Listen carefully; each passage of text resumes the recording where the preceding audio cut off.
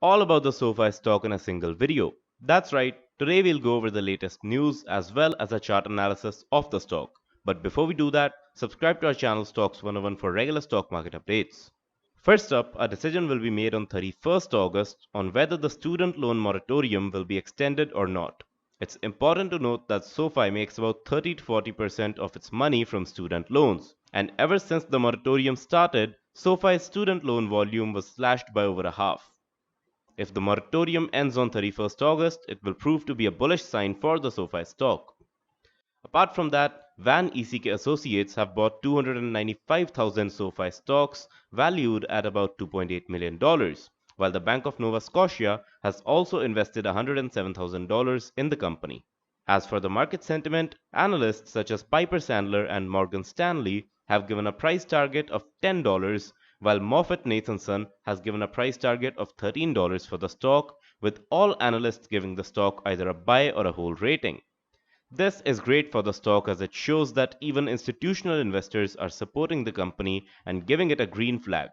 With that out of the way, let's get straight into the charts. So as you guys can see right here, we are in the one-day chart for SoFi Technologies. First, we'll analyze the one-day chart. I'll give you guys some important levels using the EMA and my own knowledge. Then we'll move on into the 1-hour chart and finally the 5-minute chart to end off our analysis. So first, let's quickly take a look at what's going on in the market. As you guys can see right here, we are currently in a bearish state. Our pre-market price has opened above our current closing price, the last day closing price at $6.13. As you guys can see, we are below the 200-day, the 100-day, the 20-day, and the 50-day moving average, which is obviously not a good sign.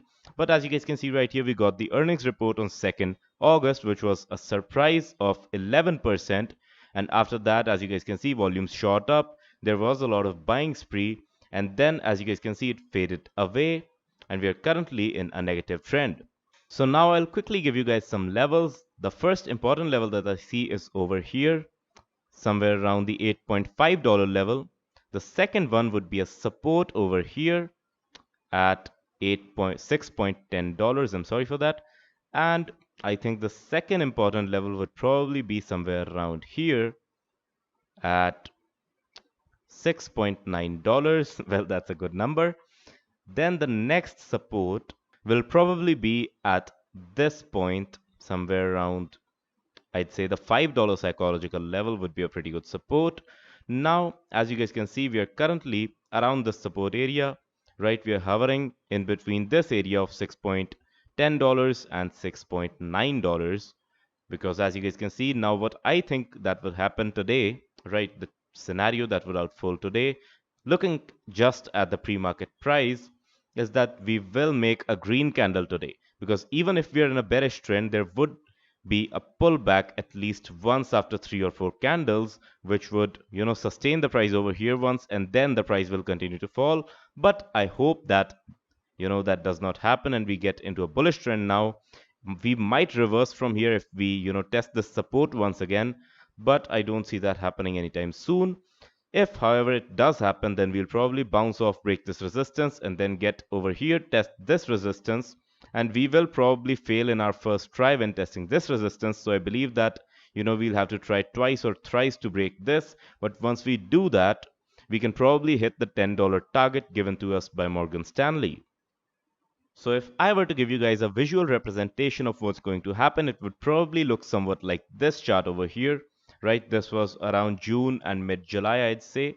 What happened was, as you guys can see, there was some massive volume over here, right? Jumps, and then, as we saw just now, 3 or 4 red candles, then one candle to sustain that, testing the resistance, again testing the resistance, breaking out of it, not hovering over here, then coming back after breaking the resistance by a small margin, coming back and then breaking it off. And then, as you guys can see, we jumped up at the earnings report time, and after that we are continuing that trend. So I believe that as long as we do not break this support level, or at least the least one would be this support level, then we are pretty safe and we would probably bounce back and continue the trend to the upward side and probably break the $8.5 support around, wait, not support, that's a resistance, I'm sorry for that, around probably the first week of October, I'm guessing.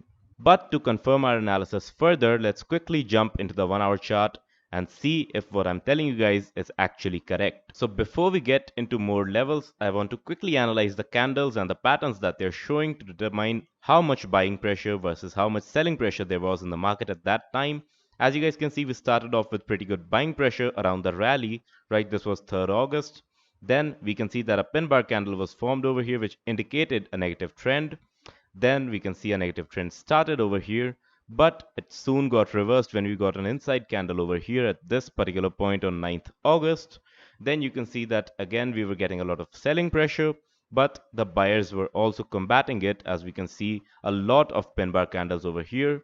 Then you can see that on 15th August, we had a lot of selling pressure. This was probably around the time that Ryan Cohen dumped the BBBY shares. And after that, you can see after 16th August, there was just plain buying pressure. And even on 16th, well, you can see that even though we had buying a lot of selling pressure, we did see some buying moments where, the volumes were low. This is usually the midday. But after that, as you guys can see, after 17th August, the buyers started getting weak.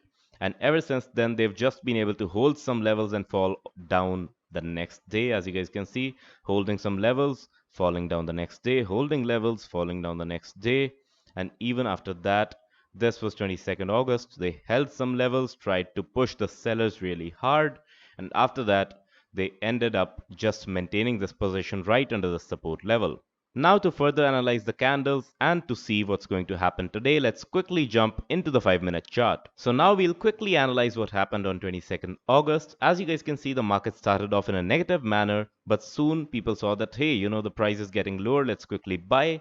They bought up, and then you can see another bearish trend sparked out when they started selling and booking their profits. These are usually the intraday methods, right? You see a trend popping up, you buy and you sell. These are not naturally investors or holders in such sense. They're just people in there for the quick money. So we can see here on 10 a.m. that buyers did try to pick up pace, but sellers were still very hungry for the price. As you guys can see, bears were still intact. Then over here, the bears got kind of sleepy, I'd say, and then the price shook up. It's, rocketed up. And then after that, again, holding the price, went down. After that, we saw another inside candle. After that, we broke above this resistance, but sellers picked up pace again, went down. Again, sellers picking up pace, but buyers trying to maintain their position. And as you guys can see, buyers tried to hold their position throughout, ending the market in a positive manner because we were trying to form a bullish trend over here.